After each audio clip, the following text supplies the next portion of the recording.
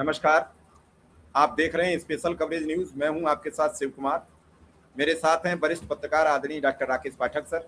स्वागत और अभिनंदन। बंगाल चुनाव प्रचार अब बंद हो चुका है। अब वोट पड़ने की बारी। कुछ घंटे बाद मतदान शुरू हो जाएगा और मतदान के दौरान होगा क्या, कितने फीसदी रहेगा, ये 29 तारीख को शाम 6 बजे के बाद पता लगेगा। लेकिन आंकड़ों के मुताबिक हम ये आपसे कह सकते हैं कि मतदान फिर भी 90% के ऊपर ही जाएगा। बंगाल का हर व्यक्ति अपने वोट डालने के लिए आतुर दिख रहा है। उसे दिख रहा है कि इस बार अगर हम कहीं वोट डालने से वंचित रह गए तो हमारी जमीन का क्या होगा, हमारी जायदाद का क्या होगा, हमारे घर का क्या होगा, हमारे मकान का। इस तरीके का वहां भय दिख रहा है। और ऐसे में घबराए हुए मोदी शाह अब पल पल पर निर्णय बदल रहे हैं। एक उन्होंने ऐलान कर दिया कि डीजीपी का कार्यकाल कल खत्म होता 30 तारीख को, उनका 6 महीने बढ़ा दिया। पुलिस फोर्स 60 दिन रुकेगा। पूरे देश का फोर्स वहां लगाया, अब 60 दिन और रुकेगा, अमित शाह ने ऐलान कर दिया।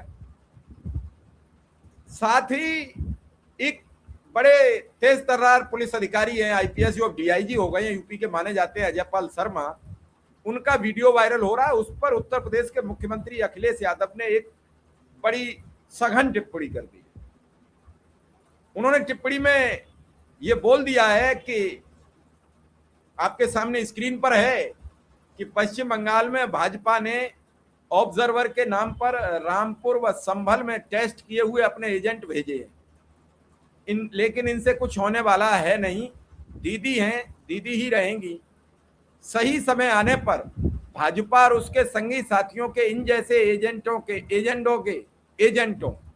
की सारी आपराधिक करतूतों की गहरी जांच होगी। बेहद सख्त दंडात्मक कार्रवाई भी होगी।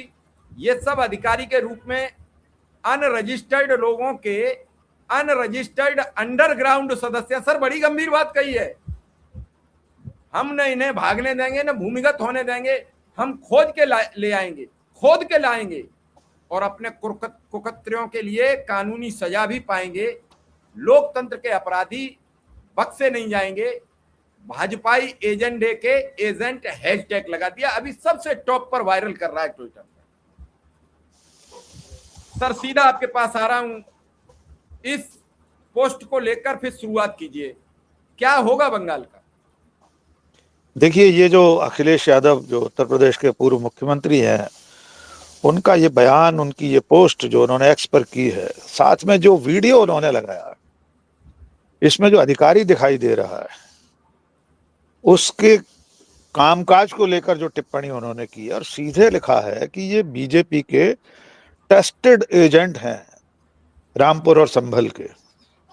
आपने इनके बारे में सब बता ही दिया कि ये जो योगी के राज्य में इस तरह के अधिकारी किस तरह लोगों के खिलाफ काम करते रहे हैं, लोकतंत्र और कायदे कानून को ताक पर रखकर अपनी मनमर्जी और तानाशाही तौर तरीके अपनाते रहे। यही ये बंगाल में कर रहे हैं। ये जो वीडियो है, ये टीएमसी के एक प्रत्याशी के बारे में कुछ शिकायत मिली थी। शिकायतें मिलती हैं चुनाव प्रचार के दौरान, ठीक है। जो सेंट्रल ऑब्जर्वर होते हैं, एक तो जनरल ऑब्जर्वर होता है, एक पुलिस ऑब्जर्वर, एक एक्सपेंडिचर ऑब्जर्वर। तो ये साहब जो हैं, ये पुलिस ऑब्जर्वर हैं। इनका काम है मतदान के दिन तक कानून व्यवस्था बनी रहना, फिर मतगणना के दिन तक कानून व्यवस्था कायम रहे। लेकिन इनका काम ये नहीं है कि ये किसी प्रत्याशी के घर जाकर उसके बारे में इस तरह का अनर्गल प्रलाप करें, उसे धमकी दें, और सिर्फ इस आधार पर कि बीजेपी ने कोई शिकायत की है। ऐसा एक अधिकारी नहीं है वहां पर, और भी हैं। एक उड़ीसा के अधिकारी हैं, महुआ मोइत्रा ने ट्वीट किया है उनके बारे में। वे भी भारतीय जनता पार्टी के लिए डंडा हाथ में लिए घूम रहे हैं। सीआरपीएफ के जवान एक गली में जाते हुए बीजेपी के लिए वोट मांगते दिखाई दे रहे हैं। तो अब कुल मिलाकर जब हम और आप जब बात कर रहे हैं, इसके कुछ घंटे बाद मतदान शुरू हो जाने वाला है, तब आखिरी के 2 दिनों में अगर मैं यूं कहूं कि मोदी और शाह ने ममता के गढ़ को हासिल करने के लिए उसमें घिरने के बाद अब बजाय पार्टी कार्यकर्ताओं के उन्होंने वर्दी वाले पॉलिटिकल एजेंट मैदान में उतार दिए।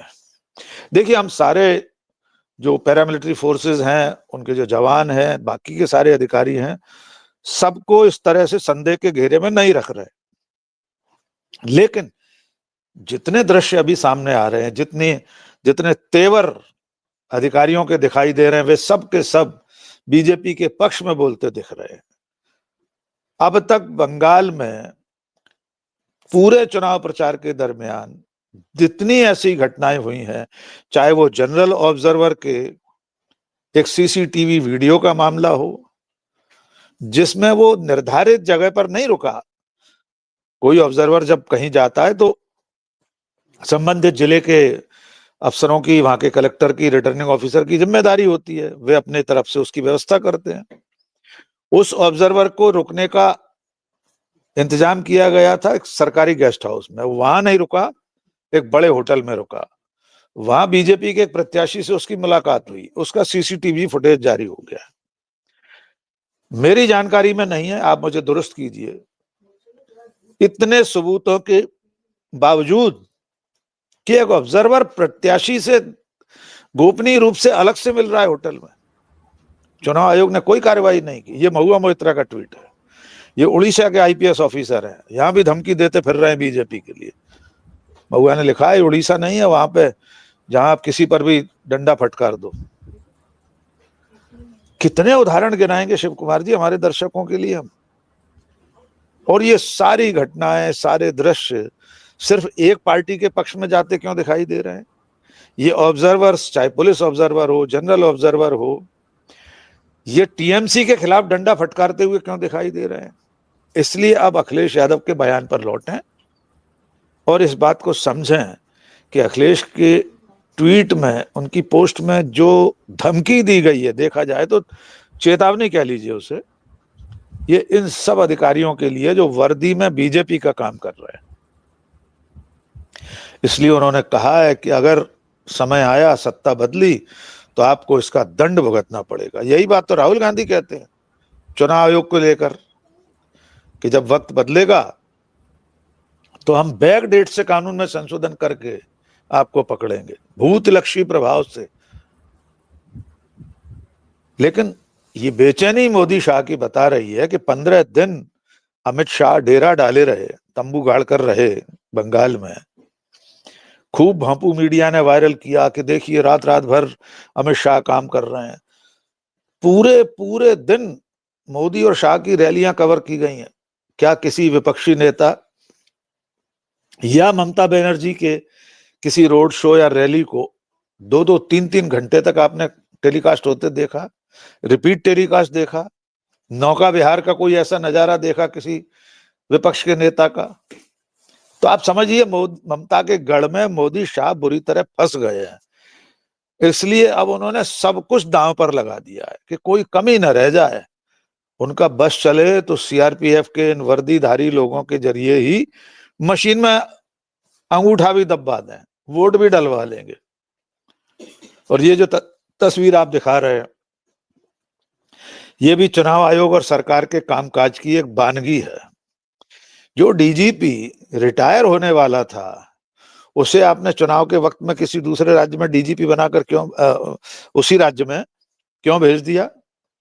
क्या उसकी सीनियरिटी लिस्ट चुनाव आयोग को नहीं मालूम थी कि ये बंगाल के उस कैडर में है, उस वरिष्ठता सूची में है जिसका रिटायरमेंट चलते चुनाव में होना है? यानी वो तो मतगणना भी नहीं करा पाने वाला है। तो अब आपने 6 महीने का एक्सटेंशन दे दिया। गिनती तो छोड़िए, सरकार बनने के बाद भी 6 महीने तक वही रहेगा डीजीपी।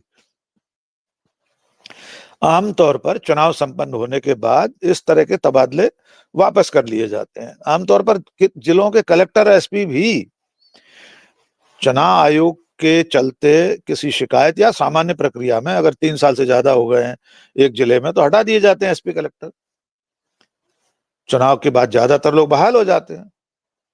यहां तो डीजीपी को 6 महीने का एक्सटेंशन दे दिया। ये भर्राशाही इसलिए चल रही है कि मोदी शाह किसी सूरत में बंगाल को हारना नहीं चाहते। धमकियां दी जा रही हैं, बंगाल के गुंडों को, घुसपैठियों के नाम पर हिंदू मुस्लिम किया जा रहा है, मछली खाई जा रही है, मांस खाने का कंपटीशन किया जा रहा है। सब तो कर लिया। और एक अंतिम बात पर आएंगे, अभी अगले चरण में आपको हिंट कर देता हूं। बीजेपी की बेचैनी, उनकी भड़बड़ाहट, हमारे आपके देसी शब्द के हिसाब से जताने के लिए इतना काफी है कि अब बीजेपी के बंगाल के नेता ये वादा भी करने लगे हैं कि हो सकता है बीजेपी किसी मुसलमान को मुख्यमंत्री बनाए। आप सोचकर देखिए, जिस दिन बीजेपी किसी मुसलमान को मुख्यमंत्री बनाएगी उस दिन सुबह सूरज पश्चिम में उगेगा। इस पर मैं बताऊंगा कि मैं क्यों इतनी गंभीरता से कह रहा हूं कि यह संभव नहीं है। जी शिव कुमार।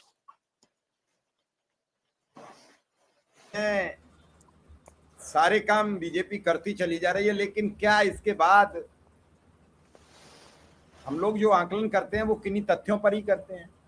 बंगाल का अब तक का इतिहास है कि जब तक कोई गठबंधन मिलके सामने नहीं आया है तो बंगाल की सरकारों को अपदस्थ नहीं कर पाया। सीपीएम तब कांग्रेस से सरकार छीन पाई जब माले, सीपीएम, सारे कम्युनिस्ट गुट एक हुए।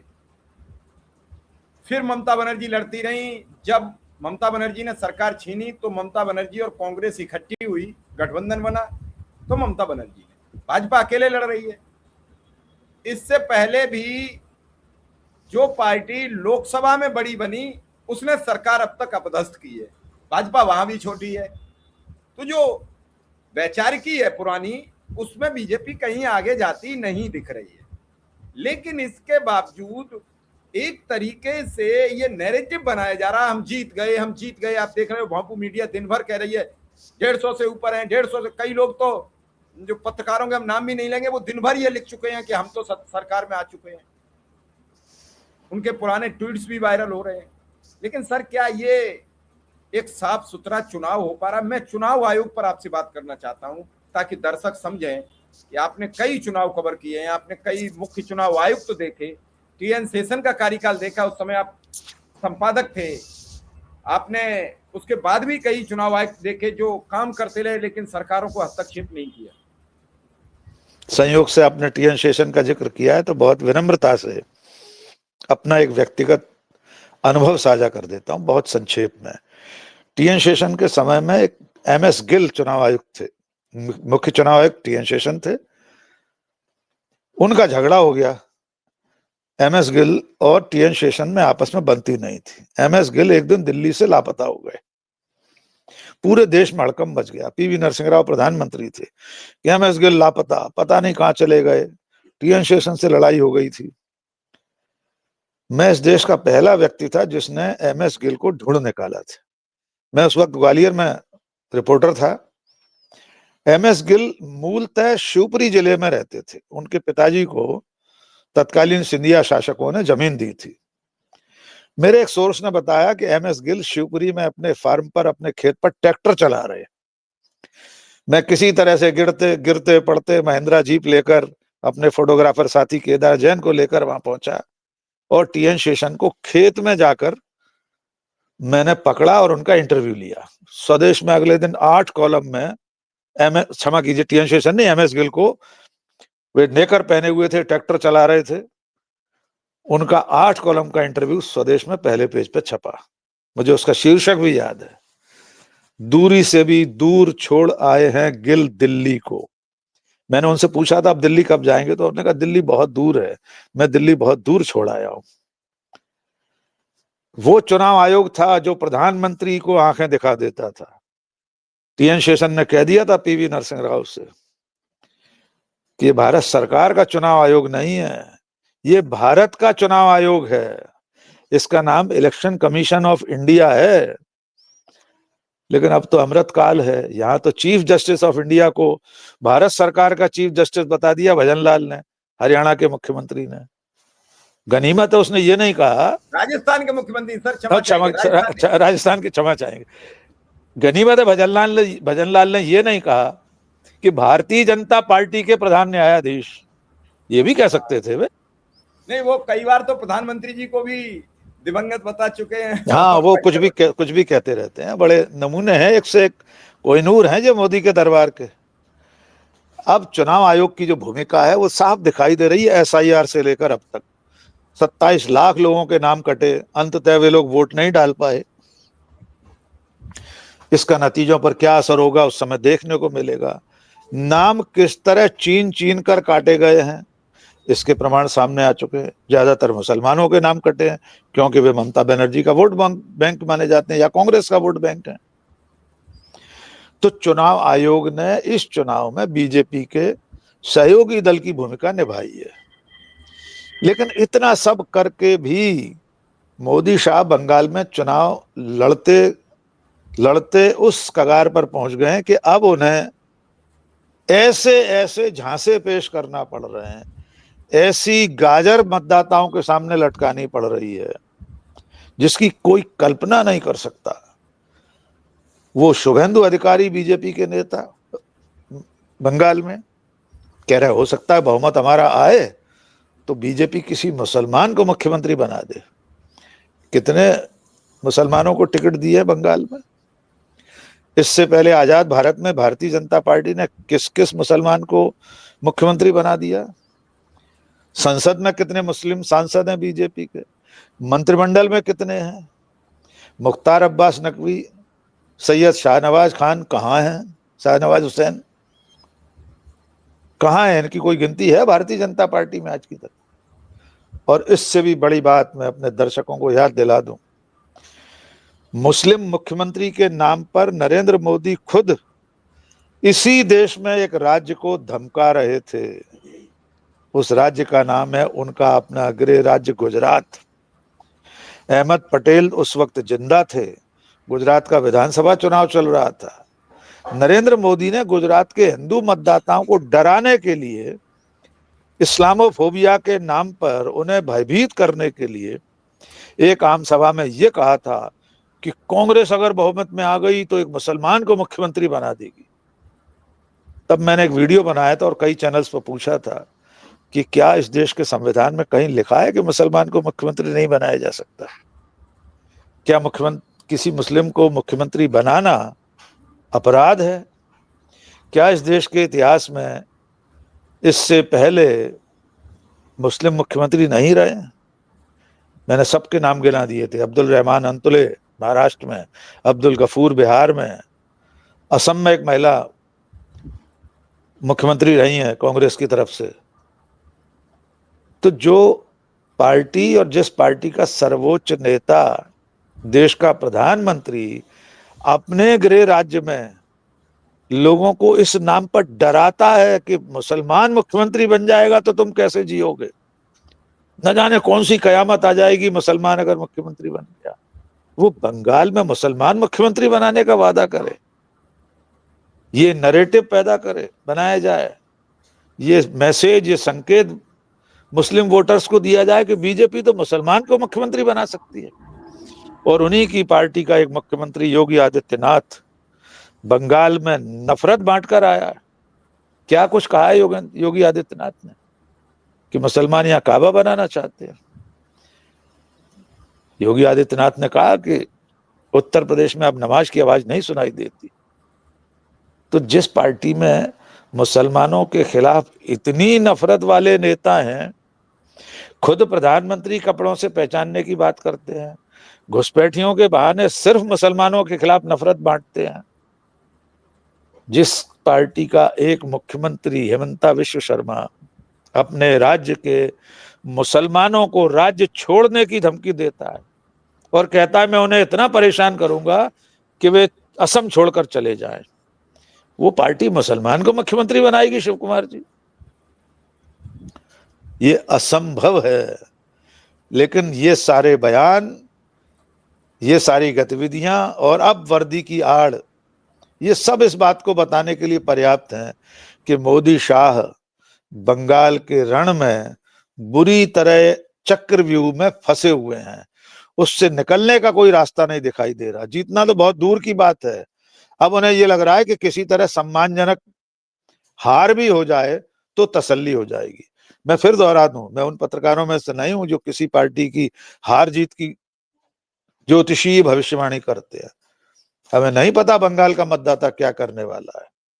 और मैं बार बार आपसे कह रहा हूं हर डिबेट, हर बातचीत में, कि अगर इतना सब करके भी नरेंद्र मोदी और अमित शाह और भारतीय जनता पार्टी सरकार नहीं बना पाए, तो उन्हें हुबली नदी में ही जाकर किनारे पर बैठकर चुल्लू भर पानी ले लेना चाहिए अपनी हथेली में, और उसके बाद क्या करना है वे अच्छी तरह जानते हैं। जी सर, सवाल यह है कि ये सब हो रहा है, चुनाव आयोग बिल्कुल खामोश है, कुछ नहीं बोल रहा है। क्या पता लग रहा है आपको चुनाव आयोग है कहीं?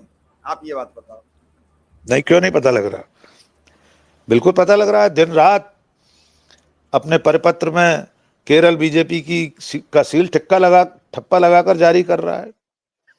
दिन रात बीजेपी के इशारे पर व्हाट्सएप पर मिलने वाले दिशा निर्देशों का पालन कर रहा है। आयोग के ऑब्जर्वर बंगाल में गली गली घूमकर मतदाताओं और टीएमसी के नेताओं को धमकी दे रहे हैं।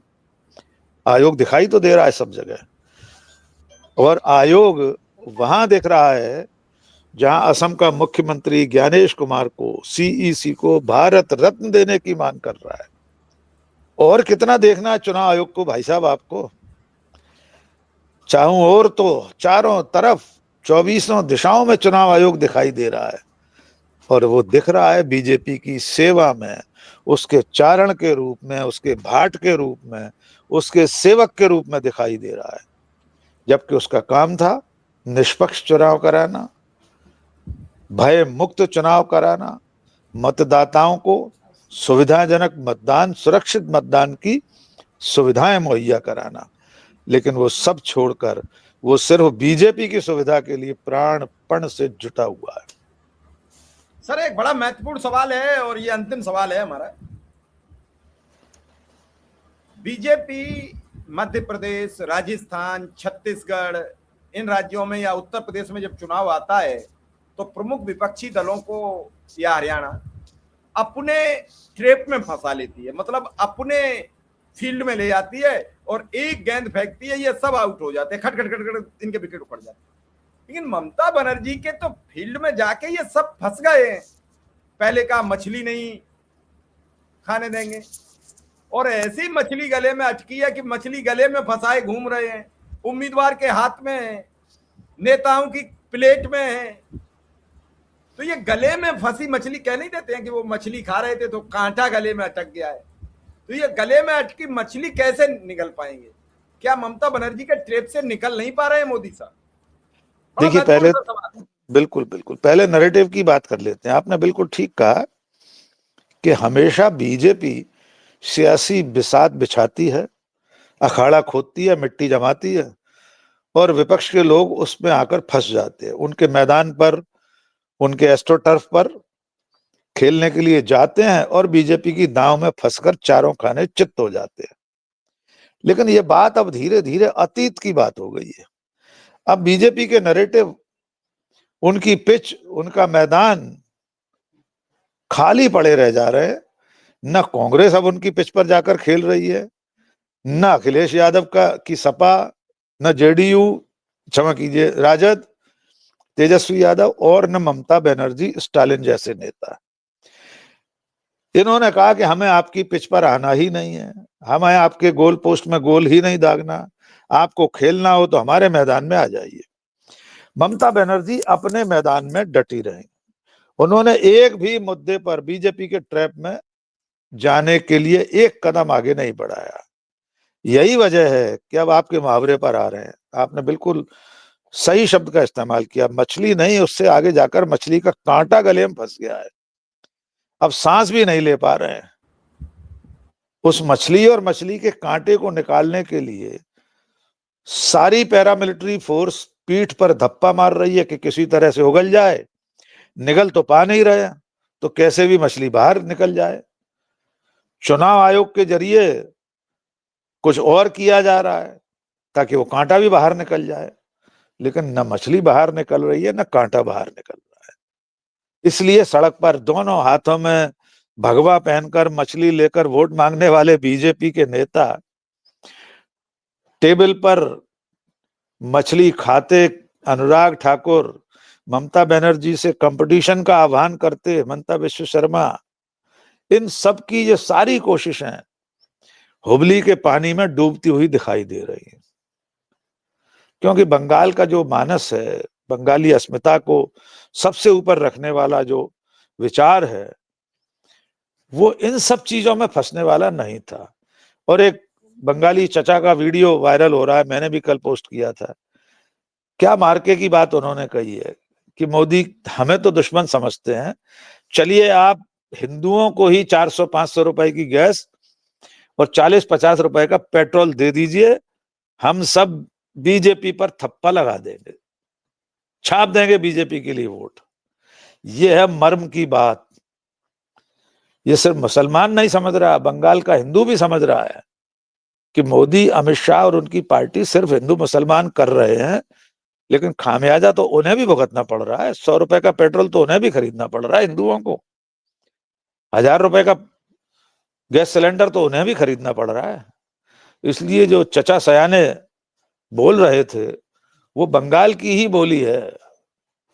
और उन्होंने एक बात और कही थी, बंगाल में औरतों को, महिलाओं को बहुत ऊंची नजर से देखा जाता है, यहाँ स्त्रियों का अपमान बर्दाश्त नहीं किया जाता। और मोदी शाह ने, उनकी पार्टी ने किस कदर अपमानित किया है ममता बनर्जी को, बंगाली भद्रलोक की महिलाओं को, वो सब बंगाल के लोगों ने नोट करके रखा है। फिर भी हम नहीं जानते कि अब 29 तारीख को कितना मतदान होगा, कौन हारेगा, कौन जीतेगा, लेकिन मोदी शाह की बेचैनी ने इतना तो बता ही दिया है कि बहुत कठिन है डगर बंगाल की। जी चलिए सर, आपने बहुत बारीकी से एक एक शब्द का विश्लेषण कर दिया है। दर्शक देखें, आगे बढ़ें, वीडियो को लाइक शेयर करें, चैनल को सब्सक्राइब करें, और निश्चित रूप से हम और अच्छी खबरें आप तक पहुंचाने का प्रयास करते हैं। कहीं आपको लगता है कोई कमी है तो हमें जरूर बताइए, हमें आपके उत्तर की प्रतीक्षा रहेगी। सर, आपका बहुत बहुत आभार, बहुत बहुत धन्यवाद। Thank you.